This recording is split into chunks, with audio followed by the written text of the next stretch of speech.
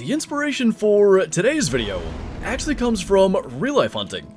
I'm recording this video in anticipation of an all-day sit, Tuesday, October 31st. Obviously, that is today. We have a beautiful cold front coming through, and it's just the perfect day to be out for a little bit of a rut hunt. So I had to get whitetail into this video, and I figured what better way to do that than a Layton Trophy Cabin hunt over on Layton Lakes. So we have the chance to maybe add another whitetail to this lodge. We could do these side-by-side fighting multi-mount if we got another whitetail, and there's still plenty of other species from Layton to add to the lodge. So we're going to be on our way, jump into Layton multiplayer, and see what we can find out here. But we will be starting with Roosevelt elk, and I'm trying to see, that's a decent 4 there. And of course, one thing that we still need to add to the lodge, as our one in there is a troll. I want to bring that up though, because we're going to do some whitetail hunting today, not exclusively, but I did bring the bow, because that'll be what the real life hunt is all about. But I don't know if I missed it when I did the Halloween skins video, or if they didn't have it added, because I swear I looked, but there's I think they call it a dark forest camo that we have on this bow, and actually it fits pretty well.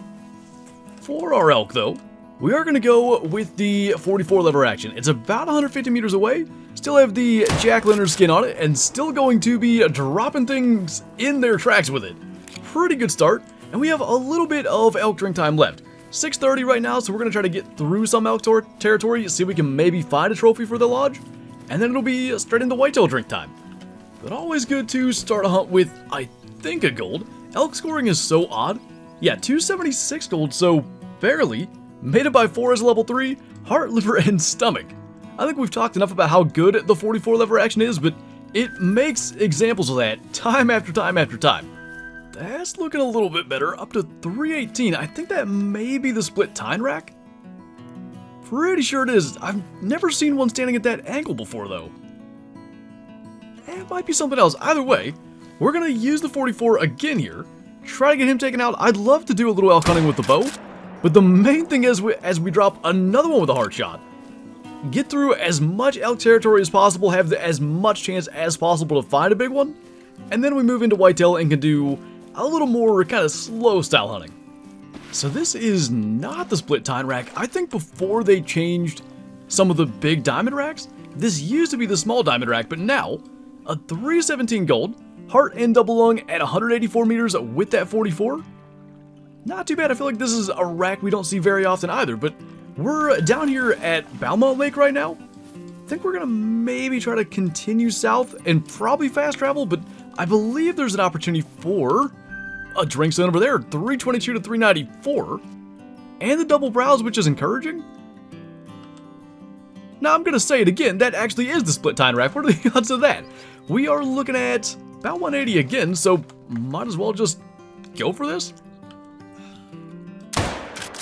3 for 3 on the heart shots. This might be some slow hunting accidentally though. I think we gotta sit here and wait for it to float. Definitely cuts into our time remaining here, but that's the split tine rack, so I think he's going to be 340s. 329 actually. He is a little narrow, but I don't believe the spread matters. Probably the smallest split tine rack we've seen. Either way, heart shot again there at 182. And as I said, low on time, so we're going to pick a new spot here.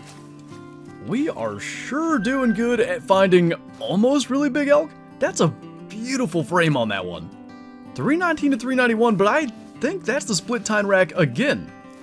A bigger representative of that rack, but split tine nonetheless. So I guess we'll scoot in a little closer, make use of our Halloween 22 to alert him, and we'll try to get him down as well. We're pretty much at the end of elk drink time now. That is a really good looking elk.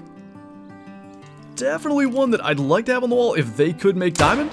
Unfortunately, that rack cannot, and keeping that shot a little extra high, I was hoping that would drop into a lung. I guess it didn't. Well, go figure, finally caught up to them, and we spooked them. I think we're gonna try to get this shot though. Off angle for sure. I just trust the 44 to maybe find its way in there, and it actually did. Now what's crazy is, he still hasn't gone down. So my thought would be maybe somehow that caught like the edge of the liver or something odd. Is medium bleed rate. He should be, the only thing I can think of is maybe someone shot like a whole bunch of something and has like bright pink hunting pressure. I don't see that. He's gotta be dead though. That's so weird. Yeah, he's literally laying right there. Made it maybe 100 meters from the shot. Never had hunting pressure show up. I don't think I've ever seen that before. So I'm curious, will this guy actually go 340s like we thought the last one was going to? 344, a little more like it, and that was way low, 220. Thought we aimed like up around the neck. Assuming we were 0 for 150 like I thought, that was considerable bullet drop. Second shot, liver and right lung on the trot there. Like I said, just more trust in that gun to do it than any other. But that has brought us well into whitetail drink time. That was quite a track actually. 9 a.m. So we'll go see if we can find some whitetail and knock an arrow. So I realized I've made a pretty grave mistake in the loadout for today. I did not grab a grunt collar. So in this case, we're sneaking in. I'm thinking we're going to try to get to 40 of this buck right here. Can't seem to get him spotted. 191 to 232 though gives him a pretty good chance of being a gold. So we're going to try to take him with a bow. And then we'll go back and grab the collar before we continue on. We're at 46 there. Crosswind to our left. So I think if we basically aim at his right shoulder, I guess it'd be his left shoulder. That should work. We're basically underwater. So 43 meters it'll be. Head is up. That dropped him in his tracks. Probably realistically could. I mean, that guy's going to stay. Ah, that hit way left. Well, it's a good thing on the bigger one, we actually aimed correctly, and it shows it was something that we needed to do. Tried to save that guy, just did not give us a great opportunity, and of course then he stops for us, but if this guy's going to be a gold, and he is at 198, much better choice to aim off the left shoulder, so worked out good, still hit a little further left than we wanted, but got him down, and this guy shouldn't be terribly far now with an arrow and a 44 round. And I mean, we can't see where the arrow was. This will give us a better look. Yeah, back leg. Definitely significant wind pushing there at, what was that, 41, 42 meters. Hit him in the head the second time? Would have been pretty wild if we dropped him, but we're going to go back, grab a grunt goal should we get another opportunity, and that should make life a little easier even with a crosswind. You know, it never ceases to amaze me. Whenever we get to drink time for whatever species we're targeting for the hunt, it just feels like time goes 100 times fast. We're at the end of whitetail drink time right now, and that's kind of causing our struggles here. We've got bucks around. It's just that they don't want to come in. They're trying to move to their next zone. There was a better buck somewhere, and my hope is that maybe we can locate him by doing that. That's him right there. And I bet we can get, it's going to be an odd angle shot, but I bet we can get him. I wanted to use the bow for sure. Just the way this is going, I think our best chance is basically something like that. Just punch through and take advantage of the opportunity we have, because we are now into pretty much moose drink time, and we do have a moose on our wall already, so not exactly sure how we're going to approach this just yet, but 3 whitetail bucks down, just not with the bow there at the end like I was kind of hoping for. Pelvis all the way up basically past the center of the lung. 223 scoring buck there. I think both of these ones had a decent chance of being gold, but not so sure the first one was. I'm also not as sure we got that. This one's a 189, and I want to say it was the second one that we shot. No problem there. Oh, and our other one actually floated over, so we did get him. So 3 for 3 indeed, although he's still trying to float away. 181 for him. And I do think that was the one that we shot first. Either way, we are now through whitetail drink time, and a bit of a decision is upcoming as to what we're actually going to do next. Well, what the heck? Decided to join another server, kinda in hopes of getting some more whitetail hunting in.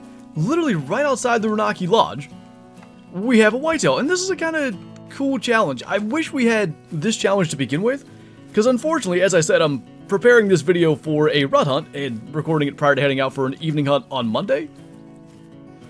We're just not going to be able to get one of everything in the remaining time we have. What we are definitely going to try to get is that guy. So what I think we'll do is probably try to set up maybe over there in the brush. Definitely going to call him in. Definitely going to try to get him with a bow. That would be a great omen, I think, going into the best part of the year for whitetail hunting. That's the medium-sized rack. It can troll, but it rarely does. So I like our setup. The thing is, we've been calling a decent bit, and he's just not responding to it. So there is a chance we're gonna have to crawl in. Because the weird thing is, it's not just him. None of the deer really are responding. Now, I think that one is. Maybe a little more calling gets him. Now, that's odd. He just went back to drinking there. I've been calling. You know what? I think at 47, we scoot into 40. We shouldn't have to really worry about alerting him at that range. We can take our time with the shot. Not a full-on crosswind. If we just aim basically at his liver, I think we're safe for the shot to blow a little bit right. 40 meters on the nose. Get zeroed for that. See if we can drop this in without that doe getting in the way. Gonna aim straight at the liver.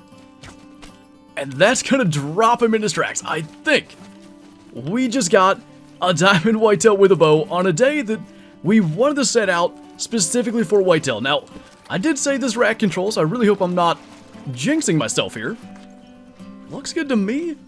Let's find out.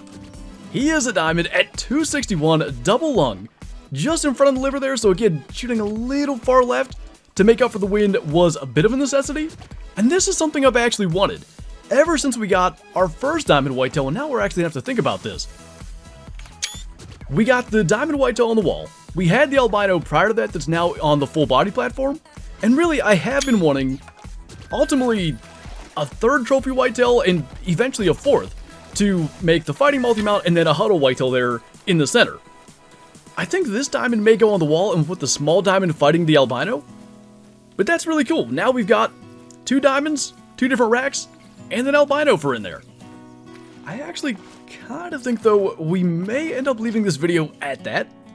I definitely was planning on doing a little more whitetail hunting and then maybe shifting to something else.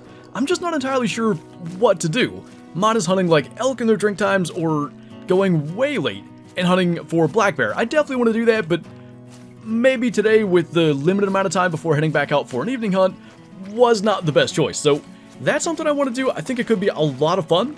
But for now, got a diamond whitetail, clutched it on this server, and there are a whole bunch of whitetail in all these different areas. Decent little buck over there, but considering we got one at least 35, we'll say, inches bigger than that, I think we're okay to leave that one alone. As for this one, just a little 176 silver, but one final kill before we head off to the trophy lodge. So, yeah, I think that's going to be the move. We'll take this buck down. Our new 261 is just going to look better on the wall, I believe. I would definitely say that's the case. More mass, better looking frame. We'll maybe have him kind of facing downwards a bit more, actually. That could kind of work, but let's go with that for now.